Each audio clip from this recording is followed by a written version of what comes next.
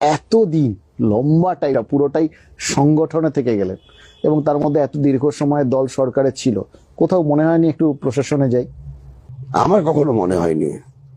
আমি যখন খুব কম বয়সী, আমার তখন কত 29 বছর বয়স, আমাকে বিধানসভায় প্রার্থী হতে হবে, সিদ্ধান্ত হয়ে গেছে। আমি বাইরে ছিলাম, কোথাও গিয়েছিলাম, বোধহয় রাজস্থানে গিয়েছিলাম, ফেরত এসে শুনি আমার সিদ্ধান্ত হয়ে গেছে।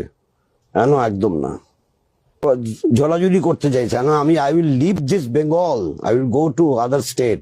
পর চেঞ্জ করলো, আবার 80 সালে আমাকে ক্যান্ডিডেট হতে হবে লোকসভাতে।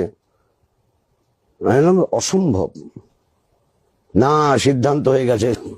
এসে বললাম না, হবে না, না সবাই বলছে সুবিধা হবে। না, সুবিধা হবে যদি কেউ বলে থাকে আমি নির্বাচনে প্রচারের কাজ করবো, তাহলে সেটাও সুবিধা হবে। আমার তো রাজ্যসভাতেও পাঠানোর কথাবার্তা বলেছিল, রাজ্যসভাতে, কেন আমি যাব না, না যাব না, আমার দরকার নেই ওসবের জন্য। আছে তো, অন্যেরা করবে, অনেক কমরেড আছে, তারা করতে পারবে।